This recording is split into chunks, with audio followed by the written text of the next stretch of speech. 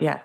So good evening, everyone, and welcome to our Social Inclusion and Community Safety Policy and Accountability Committee. Welcome to tonight's meeting. I'm Councillor Stella Antoniades and the chair of this PAC. Before we start, I've just got a few housekeeping rules and points. This meeting's being live streamed to the council's YouTube channel, and by participating, you're consenting to being recorded. If the fire alarm sounds either continuously or intermittently, I'll adjourn the meeting, and please leave by the staff fire exit, which is over here to my right. Yeah. And officers will direct you to the assembly point in Riverside Gardens. Please can officers and guests introduce themselves before speaking for the first time. And there's also teas and coffees, and if you need to, and toilets that way to my right too. So we've got the apologies of absence from Councillor Meary today. Can I ask if anyone's got any declarations of interest? No? Okay.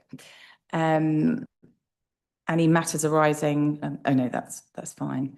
Do members agree the minutes of the meeting held on the 18th of June as an accurate record? Yes, 1 point. Okay. 1 point, if I may, Chairman. I was promised some information about the amount of fines. Oh, yes. And that never reached me. Okay. We will we can just follow up. Follow up with that. Sure. Yeah, okay. Lovely. Thank you. Okay.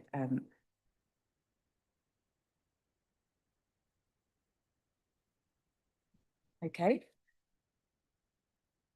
And so now we're going to move on to the update report on policing in Hammersmith and Fulham. And I will invite Superintendent Pally Grewal to introduce the report, please. Thank you, Chair. Good evening, everyone. My name is Pally Grewal. I'm the Superintendent for Hammersmith and Fulham neighbourhoods. I took over from Superintendent Craig Knight as of the first week of October. So I've been in the role for 7 weeks.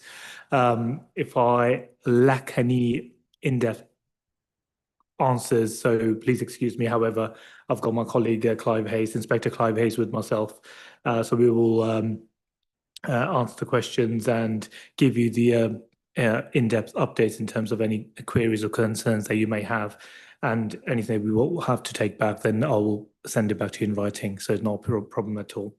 The report I submitted covers the crime in Hammersmith and Fulham. So it talks about the so first of all, the new map for London priorities that we have at the moment, the pillars.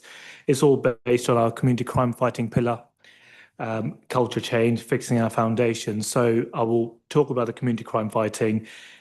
This is where we look at how we tackle neighbourhood crimes within Hammersmith and Fulham. And neighbourhood crimes, as you can see on the table in the report on page 11, we look at personal robbery, theft from person, residential burglary, vehicle offences, shoplifting, business robbery, vehicle offences, sorry, I've already mentioned that, and incidents around ASB. So if you compare the current financial year to date, which is from April to October 2025, so compare this period to last year, last financial year to date from April to October 2024, it shows that overall we've made a reduction in the offences in most of these crime types. And this is based on the hotspot areas that we focus on. So community crime fighting, we focus on data-led policing. We look at where these offences are occurring. We will talk about of Martello, which focuses on the Shepherd's Bush Green area, which covers Westfields and the surrounding area.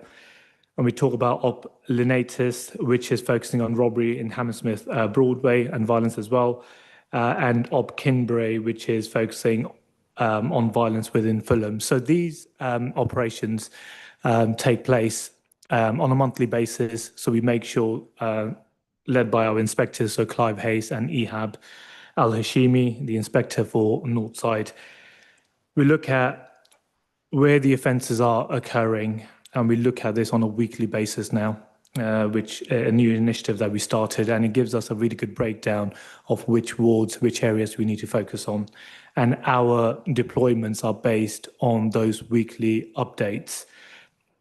So if crime, for example, is up in Shepherd's Bush Green for the previous week, we will look into if there's any pattern, for example, around violence against person, if there's any offenders or offences of note that are linked crimes.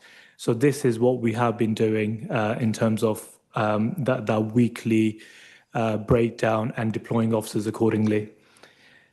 And not to mention that on page 12, we talk about knife crime offences, which has seen an increase of 25 offences in total compared to the same period last year.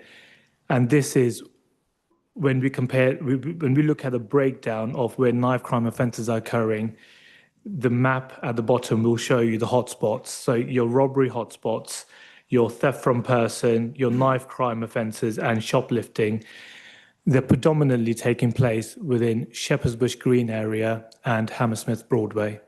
So when we deploy, when we have operations in place, it won't be just to, for example, tackle robbery, but we'll also look at what other offences are taking place within the same ward, the same a map area, so we can target more than one offences within those area of concern.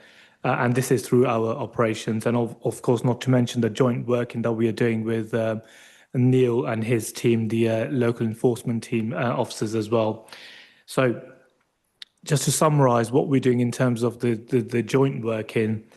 So Neil and I and the team, so we started sitting down on a monthly basis, look at the crime types, the trends that are occurring.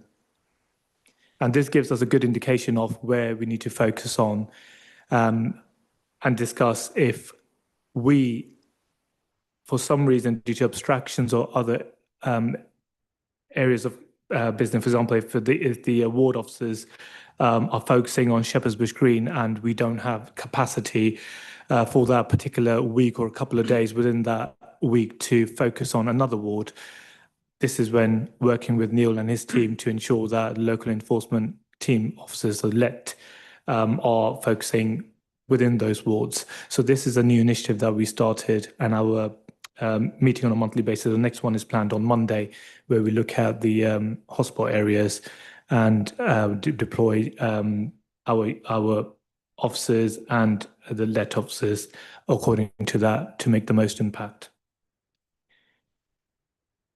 We have live facial recognition deployments as well. So I don't have a breakdown as to when they did occur. However, since April 2025, we've had 5 LFR, so live facial recognition deployments, which took place between Shepherd's Bush Green and Hammersmith Broadway.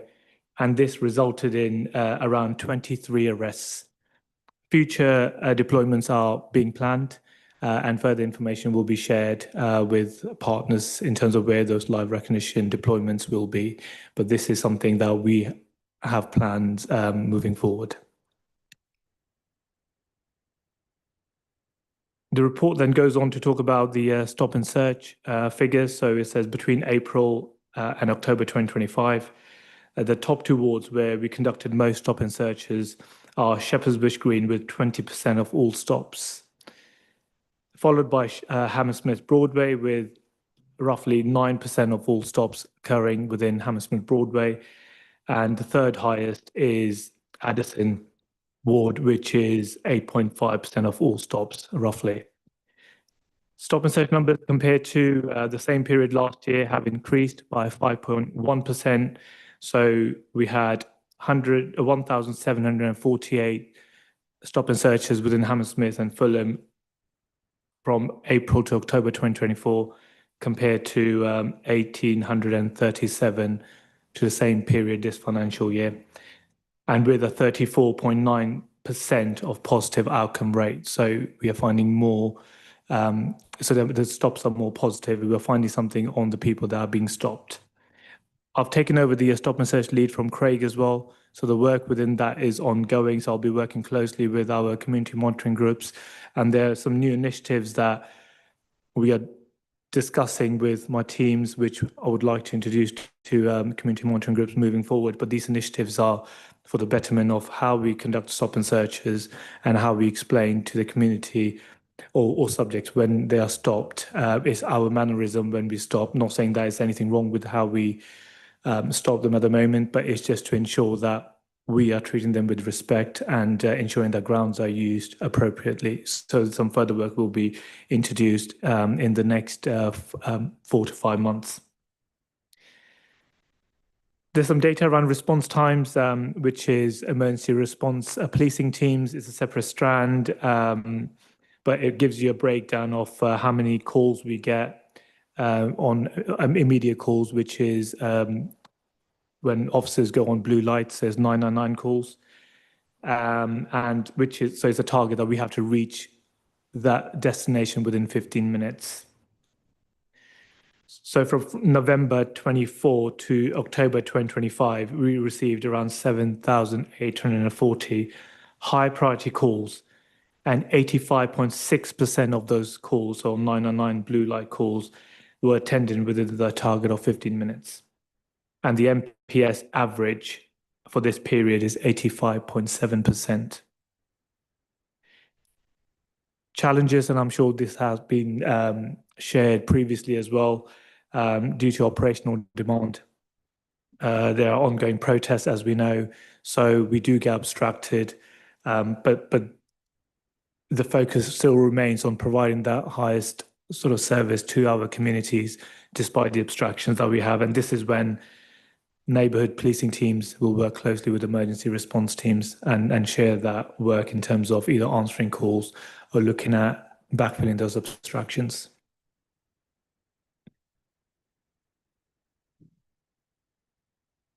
Page 14 then talks about tough choices, and I'm sure members over here and everyone is aware that the budget that we had, the Met needs to make savings, and there were a number of tough choices that were announced by the Commissioner.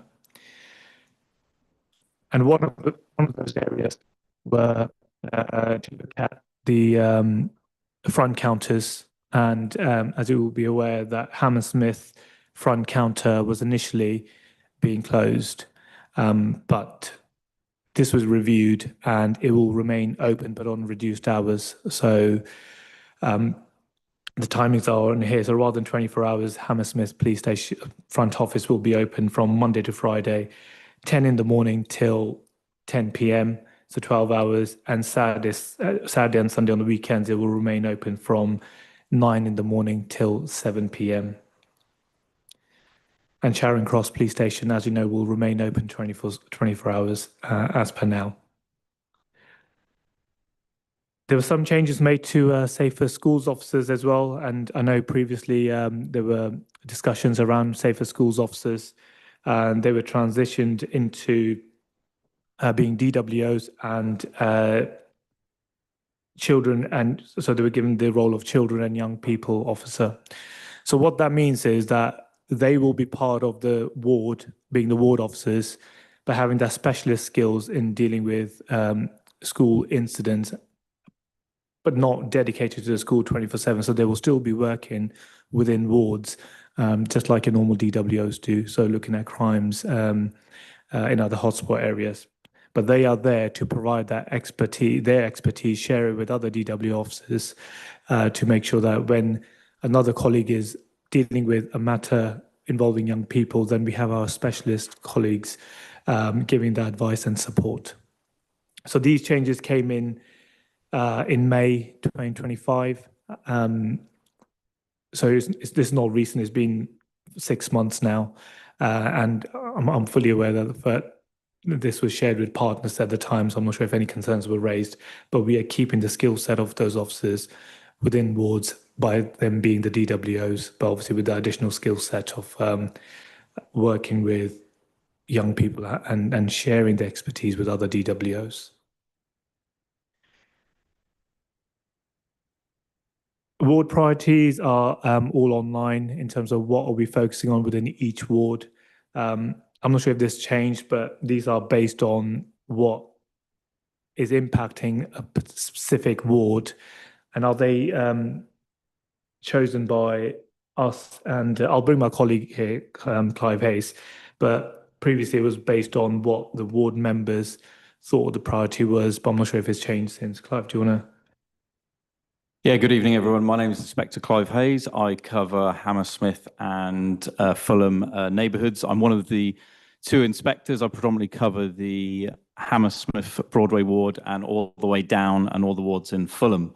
So in relation to the wards and the ward priorities, a lot of these are decided in relation at the ward panel meetings. Well, votes are made on that, and they're obviously chaired by the ward chairs regarding them.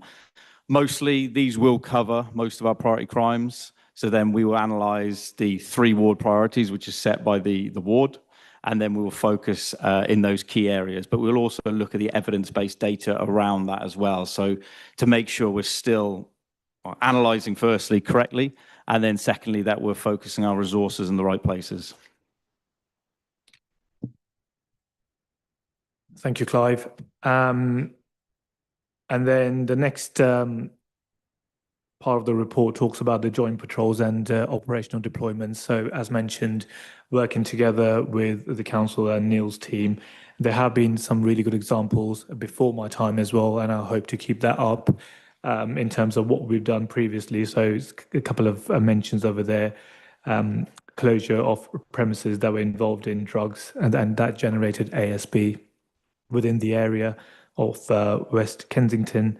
There were joint trading standards operations that took place previously, and proactive operations to tackle issues around e-bikes. And I know this is another area that has been raised by a number of community members, residents, in terms of the e-bikes itself.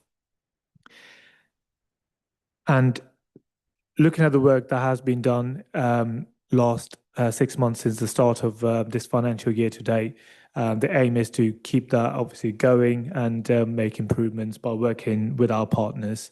And like I said, I'm happy to share in the next 2 or 3 months in terms of how our work on community crime fighting together with Neil and his team is having an impact on the crimes within the neighbourhood, the boroughs of Hammersmith and Fulham. And one thing that I forgot to mention is that we also now look at our outstanding suspects that are within the wards. So this is part of the new work that we have started. So ward officers will know exactly who's outstanding within their wards, and to ensure that we make attempts to arrest those outstanding suspects and keep our communities of Hammersmith and Fulham safe. But yeah, thank you. Welcome. Any questions? Thank you very much for the report. I'll hand over to our councillors who would like, if you'd like to ask some questions. Thank you very much for that. Thank you very much for that. I notice on your breakdown of offences that knife crime, rather than reducing as many of the other offences have, has actually gone up slightly. Do you have any idea why this is, or what you're planning to do? Because obviously there is always a potential threat to life. Thank you, Councillor. And I'm glad you picked up on that, because that was exactly my thought as well. In terms of knife crime offences, it would have been nice to see a reduction. However, the analysis work is being looked into in terms of if there's a pattern around knife crime offences. What we know so far, that majority of these offences are happening within the same areas as other offences. So it gives us the opportunity to tackle those areas where these offences are taking place. So, for example, Hammersmith Broadway, Shepherd's Bush Green, as an example, where we know other crime types are taking place as well, to ensure that our operation also looks at the breakdown of knife crime offences. I haven't got specifics in terms of why that's on the increase, but just for reassurance purposes, we are looking at 25 offences more than the previous year to date, and one offence is more as it is anyway. So this is part of our work, the new initiative that we have to look at the deep into the analysis. If there's something that crime-wise, if there's a specific reason why these are taking place, and base our response on that. But I'm happy to write back to the chair in terms of if there's any crime trends, any specific reason with regards to that. Thank you. Just one follow-on, please. Obviously, the live facial recognition is a new kind of system, and you say that you have deployed it 5 times. So to reassure residents, this is not something that is live throughout the whole borough at all times. It's used specifically in areas where your information warrants it. I'm correct in saying that.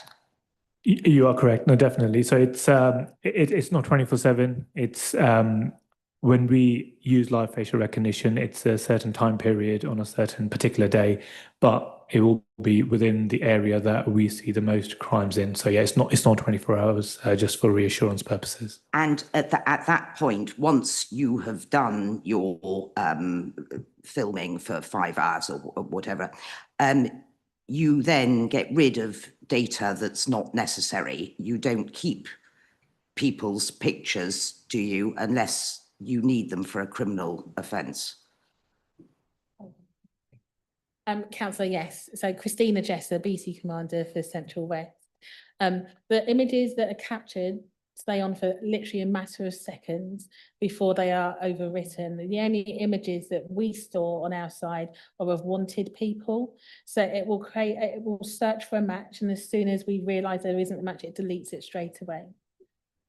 Okay. That's very reassuring. Thank you. No problem. Can I just follow up on the question around knife offences? I'm not sure if you noticed, the biggest increase was actually in possession of knife, which actually is generated from stop and searches. So our current rate is just over 30% of positive matches. So actually the biggest surge is when we've been proactively searching individuals on the street and actually finding knives and other bladed objects on them. Oh, well done on that basis. But thank you very much for explaining, because obviously if you are doing more stop and searches, you're going to find more weapons. Okay, thank you. Thanks. Can I just follow up quickly on that one? What is the main objective on your stop and search? What are you actually focusing to look at? Violent crime. Sorry? Weapons to be used in violent crime. Weapons To be used in violent crime. Okay. And not drugs? No. Just weapons and violent crime? Really, in areas where there is high levels of ASB, we know there is a correlation between drugs and violence and weapons. So there will be times when actually it is one of the tactics we use, but the primary focus for officers within Hammersmith and Fulham is violence. Okay. This is probably a really obvious and silly question, but why so much Shepherd's Bush Green and Hammersmith Broadway? What's different? I mean, I get the footfall, I get that it's busier. Is that the only reasons? Yeah, I think from, if you look at Shepherd's Bush Green, the crime figures are quite high there, but you've got Westfield, which is in the centre of Shepherd's Bush, so one of the largest shopping centres in Europe, so that increases the crime and obviously the amount of people. And then Hammersmith Broadway is probably one of the most transient places on the borough. It's got multiple tube stations, it's got busy high streets, and they're probably the 2 main epicentres of where most of the crime is generated on the borough. And are these people local to those areas, or as some of my residents think, they go to Shepherd's Bush to do this? We often hear in our ward, oh, they come from Shepherd's Bush, like it's not us. And that's West Kensington, by the way. So the victims are across other areas as well, so not just Shepherd's Bush Green. In terms of the local offenders, I think is what you're trying to ask. Yeah, okay. So I don't have that breakdown if they're locally from Shepherd's Bush Green, but the offenders that we've arrested previously within, say, Westfields or near in and around Westfields area, some are locals, but then again, you have a mixture, some coming from elsewhere. So it's really difficult to say if all the offenders, if you like, are from the same sort of area or within the borough. But it's it's a mixture. But victims definitely are not just here; they come from all over. Thank you. Yeah, I understand that. I just wondered if it was a local issue where local people were going there because it was a hotspot, because hotspots breed, don't they? Just also following up on that, we're seeing in other wards, because we've had extra policing in Shepherd's Bush Green and Hammersmith Broadway, that's becoming cleaner in terms of crime. And then people are moving on to elsewhere, to other wards, some antisocial behaviour.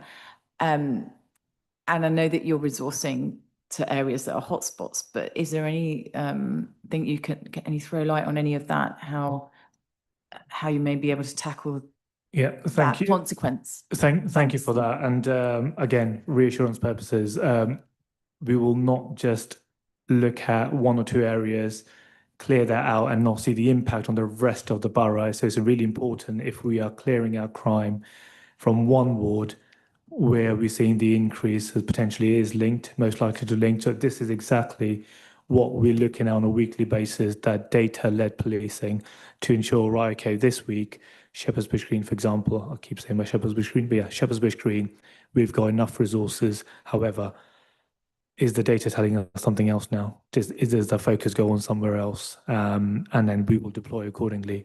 And just to reassure everyone that we will not just focus on one or two wards. It's just Hammersmith and Fulham is one for us, and we'll make sure that we look at all it in one go.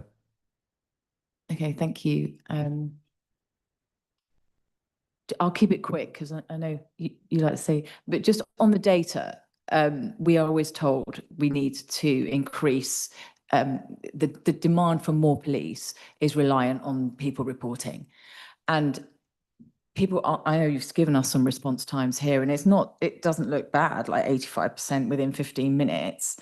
But even so, people don't want to be on the phone for 15 minutes. A lot of the time, it's quite it's a long time. And in Brook Green, we've had a lot of antisocial behaviour. We had to deploy, a lot more let team. And I just wanted to see if there is anything going into a quicker way of reporting, because you've got the Met Engage, but you cannot report crimes through that. You won't get a crime number. And it just feels to me that people won't report because of that, because of the lengthy time it takes. Is there anything being looked into to get faster responses with an app, like Cleaner Streets? That's something that's been coming up in the ward panels, and we need to push for that, I think. Thanks. I will look into that. So from our side, and working together closely with emergency response team supervisors and the teams, because we sort of work alongside each other anyway from the same floor, it really helps us to understand that if they on occasions are unable to answer a call due to all the resources being, say, tied up with different jobs, coming from response, and I understand that, because when you call 999, you want someone at your doorstep within the first minute, because you're right, 15 minutes, it seems like a long time. So we are exploring further opportunities to work closely with our emergency response team. So for example, if there's a call outstanding within a ward where we have our ward officers in, then if they can get quicker to that, provided response teams are not available, then we are all police officers in day. So it's up for us to ensure that we answer that call.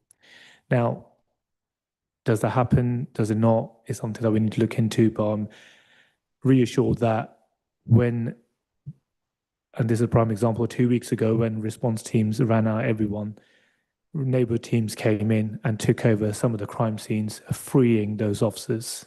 So those officers can go out and take calls. So that work is ongoing with emergency response teams, making sure that how can we improve response times and how can we just share the workload so that we get to a call sooner.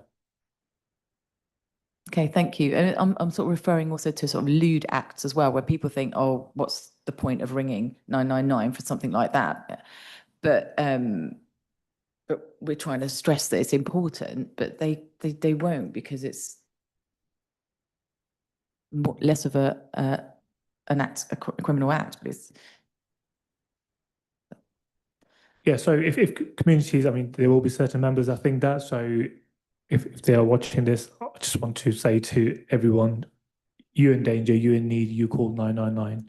And please don't think about, can we get there in time, because we will do absolutely anything to get there as soon as we can. So, yeah. okay, thank you. Lucy?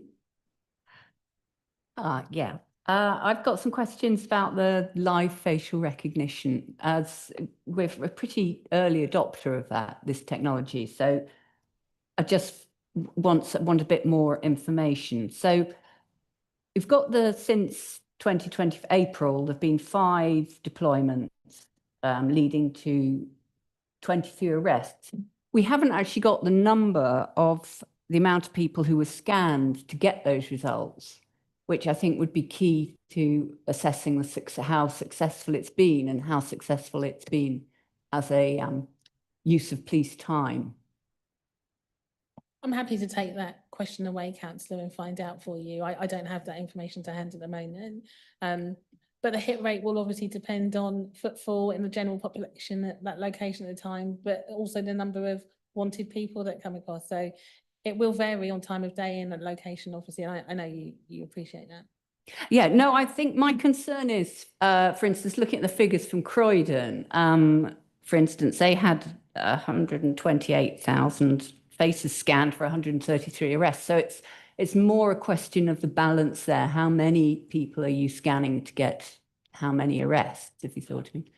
I hear the point, but of those 130 odd people, there will be, really dangerous, harmful people that would ordinarily not have been captured by a police officer. And so there is a cost there, but remember that these images are deleted immediately if they're not wanted faces. And so that's 130 more people that have been arrested as a result of the technology that wouldn't have been otherwise.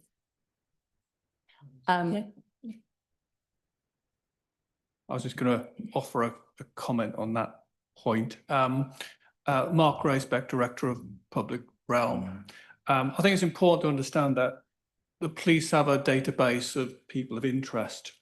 So what they're doing is putting their cameras to detect if anybody of interest walks past during that period of time. And therefore, the people that you'll detect is purely just a function of, doesn't impact resource, it's just a function of who goes past the camera. What's important is whether anybody of interest goes past the camera and they're detected. So, for example, with the Notting Hill Carnival, they were able to intercept a number of people who were going to that carnival who will have interest that may well have caused trouble and prevented them going to the carnival in the first place and stopping that trouble occurring. So it's purely a database-driven and camera-driven process, if that helps in the understanding of what's actually happening. Yeah, it's useful to understand that. So actually, what a follow-up question to that. So when the police these are going on, what are the police doing? Are they looking at their phones? for matches, what happens? So there is I don't know how you call it. There's a van with the cameras attached to the van, which are scanning people as they walk past. And then the software will be matching those images that walk past to wanted offenders. And it's just wanted offenders for high harm cases. So your low level shopliftings, for example, one-off incidents will not necessarily be captured. This is the high level violence and wanted for multiple crime type suspects that will be on it. As soon as the image sees that there is no match, it deletes it immediately. So we don't store data on there for people who are just ordinary citizens going about their daily business. Okay, sure. So may I? Sorry, Chair, thank you. I just wanted to add, I suppose, to that because I know that I gave, when Craig Knight was here, a bit of grilling too around some of these questions, and some of these topics came up. So I just felt like from my recollection of those discussions, some of the things that I recall is that the footage of people going past was held for milli something seconds, like just gone really brief, really quickly. But also I do recall him saying that there were some people that were arrested who'd committed crimes such as rape and serious sexual assaults, which I welcome if that's the kind of people that we are stopping through that data. But I just wondered if you could just shed a little bit more light on those observations, that'd be helpful.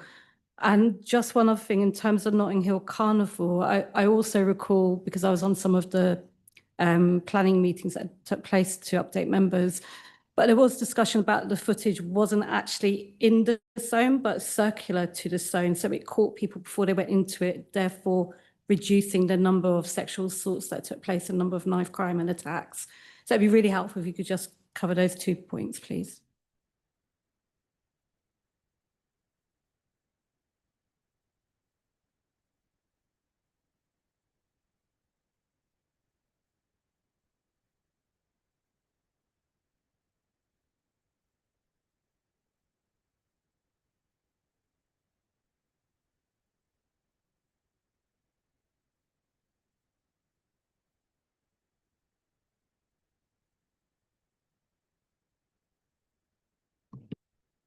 So while Mr. Gruell's reading through that, we've got some good news stories in relation to it, but I also think to add, it's high harm offenders, but it's also people who've been outstanding for years.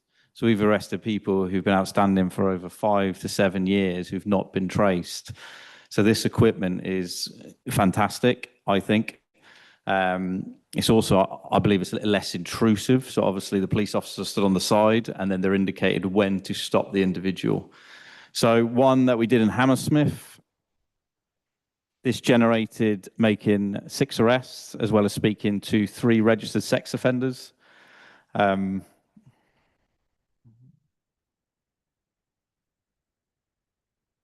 the offences arrested for that day was theft, assault, possession of offensive weapons, so tackling knife crime, breach of tag, so that's breach of a court bail, failing to comply with court orders. And from previous interactions, which I don't have the data in front of me, we have arrested people for offences such as rape and serious GBHs. And it's not just in people who are wanted in the Metropolitan Police area, it's also people wanted across the UK as well, which has made, I believe, I don't know the specific data, but I know we arrested someone who was wanted for a GBH, a serious injury in the Devon area, and that was progressed because of this equipment.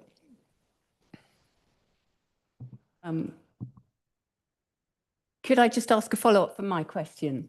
Yes, I think it's excellent that you're catching these people, and I've no doubt that it's a good thing to catch these criminals. But my point was really about how you assess the effectiveness of the tool overall. So it's about data, really. I'm not saying that it's not a good thing these people have been caught, but it's more about the balance. And if I could ask the second question, if I may, it's about the I suppose I'm being a bit nitpicky because we are such early adopters of this, and because of there is a legal grey area when it comes to using these biometric surveillance. And I just wondered, there's not there's not the legal basis there that is for other technologies, and because there's these against the catching the criminal, you've also got the rights of the individual and their rights of privacy.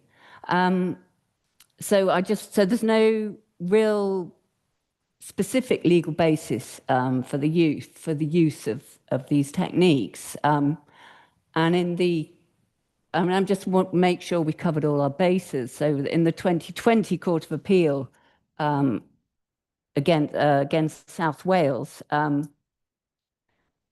they found that LFR was unlawful. So what I'm saying is that I just like the reassurance that we've done our homework here, and that we've got, I think maybe it would be useful to look at a small paragraph in this report, but to have a more detailed look at the legislation. I mean, it was reassuring to hear Superintendent Jesser say that, these are kept for a matter of seconds, and then it's wiped. But it's that framework of legislation that is going to be, it's not there at the moment. So, Councillor Richardson, there is a judicial review, as you've rightly pointed out. We haven't had the outcome of that at the moment, and there is a trial in Croydon, which you've also mentioned. I don't think we'll do the answer justice between the three of us to answer that question, but what I will do is ask the lead for this matter to make contact with you directly. I'd also like to invite you and the rest of the panel to come out and see a deployment in action, so you can actually see for yourselves and get a feel for what that looks like and answer any questions at the time with practitioners, but also with colleagues from our technical teams that actually use this service daily, to get a better feel for what we're talking about today. And that's open anytime. Thank you. That would be most welcome. Yeah, thanks for that. That's very good. Yeah. I mean, I feel that we need to, I know there are quite a few residents who are concerned about this, so I feel I need to ask the questions and to be able to reassure them.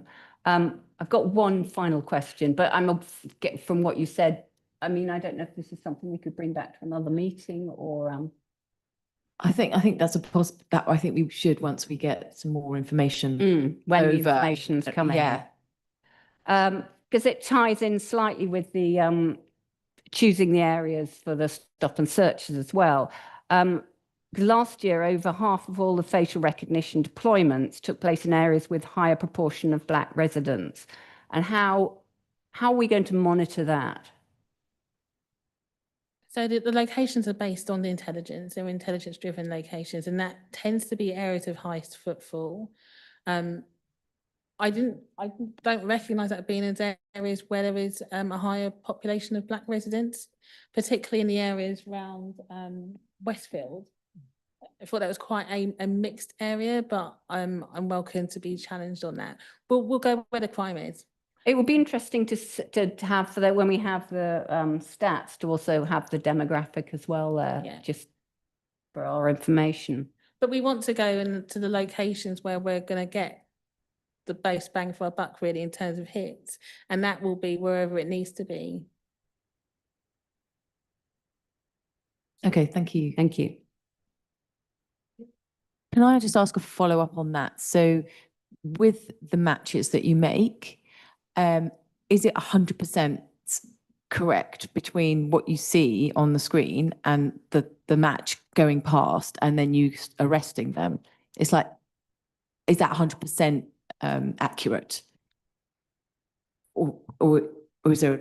Yeah, I mean, I can speak about the 5 that we've had on Hammersmith and Fulham. Firstly, they've only been in Hammersmith Broadway and Shepherd's Bush. They're the only 2 locations which are, as Ma'am said, they're the highest crime generators on the borough. With my involvement in all of them, there's been no sort of errors regarding the data. Everyone who has been identified as a suspect who needs to be arrested or a registered sex offender was the correct person. Okay, that's reassuring. There is a manual check that happens with when you stop somebody who we believe to be a match. There is then a secondary check that happens with the officer where we, for example, look at ID, where we will ask questions to establish more about that individual. So it's not just, oh, we think that's you and we put handcuffs on. There is a bit more behind the scenes. Okay, thank you.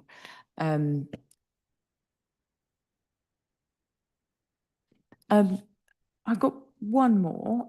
It's just on your stats. I saw that also the hate crime has gone up a lot. And I wanted to ask, is that because it's being reported more or because of any other reasons? And if there are, what are your thoughts on those reasons? Because it's not a nice statistic. Thank you. So in summary, hate crime is being reported more from the quick analysis that we looked into, because any crime that's mentioned on there, if it's on an increase, then we had to look at and understand what is the data behind it. Is there anything that we are missing out on? So at the moment, there are no sort of any trends, if you like, or any sort of explanation to why this is on the increase, but the monitoring is in place in terms of from residents when we have our meetings, from what the handover that I've got received, is that we encourage everyone to report crime, report incidents, and we rather know about what's going on. So this is one area around hate crime that I can pinpoint on. Yes, it's being reported more. During our analysis on a weekly basis is something that we look into to see if there's any sort of premises, venues, or any other areas within the borough is generating more hate crime incidents and stuff. So for us to then look into and work together with Neil. But at the moment, yes, the working theory is that it's reported more.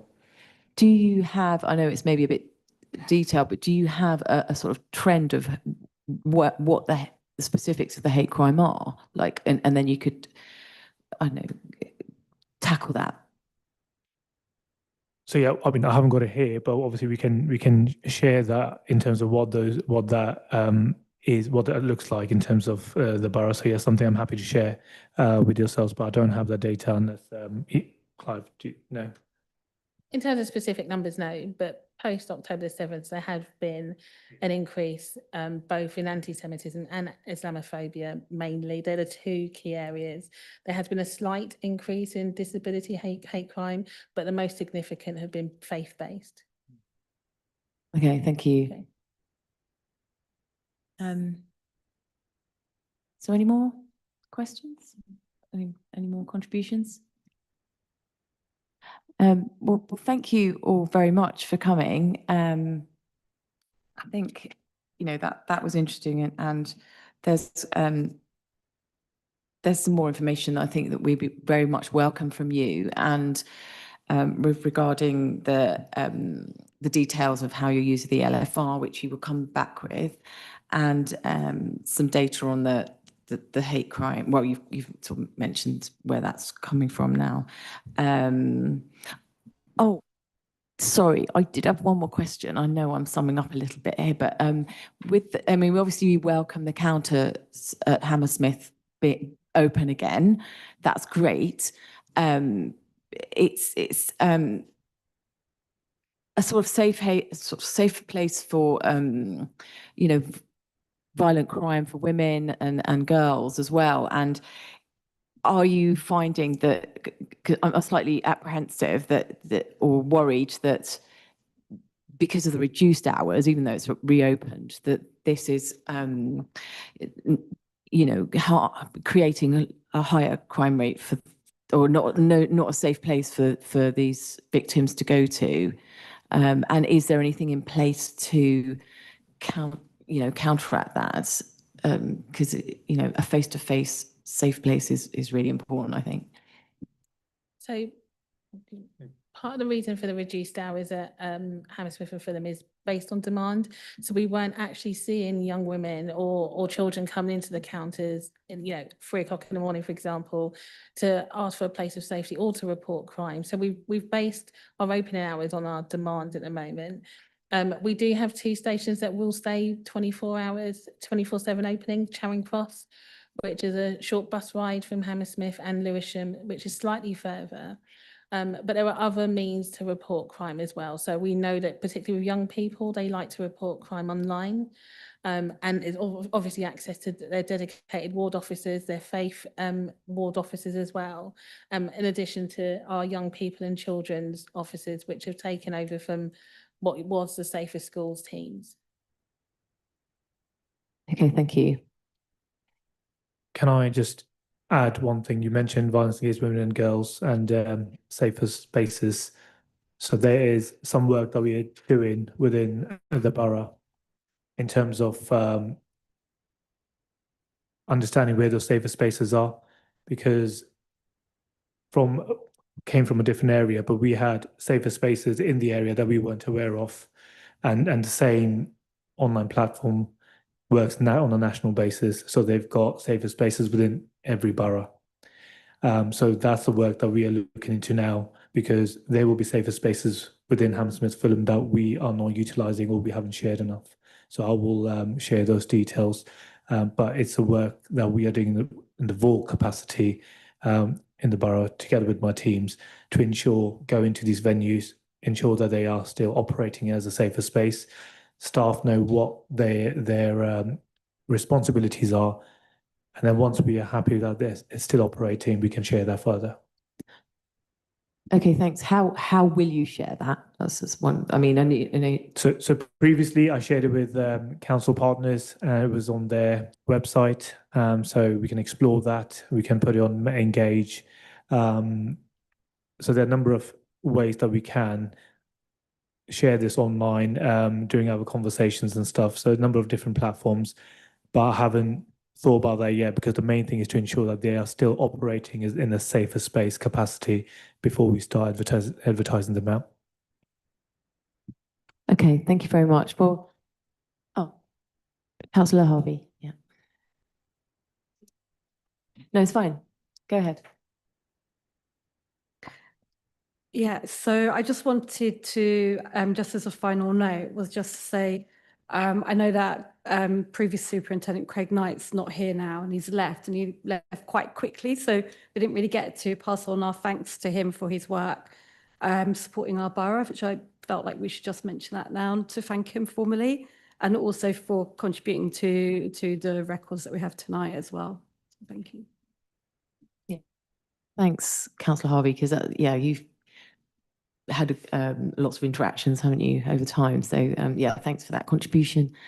Okay, well, thank you all very much. It's been good to meet you, and thanks for the report. I think there's a bit more work to do on providing the information on LFR, the work that you're doing with the safer places for women and girls, the app. You're going to look into pushing that to record so that people can record crime on quickly on an app rather than call in as well. If that could be looked into. And yeah, that's and a site visit for the LFR that you've kindly invited us to. Absolutely. I think we can get one in before Christmas if you're free. Yeah, okay, great. And then I think we've got a visit to look at the CCTV and how that works as well. So that could tie in quite well. Well, thank you all very much. And yeah, I'll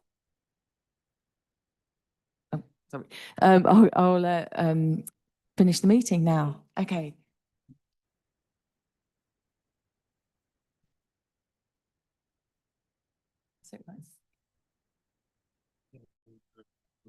Oh, sorry.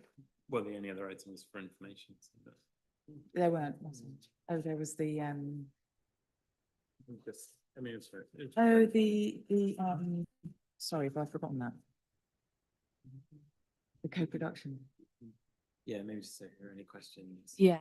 Sorry, just reminded that if there was a briefing note on the co-production in violence against women and girls. And so I just wanted to invite any questions on that if there were any, but it's just to be Yeah, I was just going to say if there are people email me, and I'll get back to officers. I'll provide a response. Okay, yeah, thank you for that. Okay, well, thank you all very much.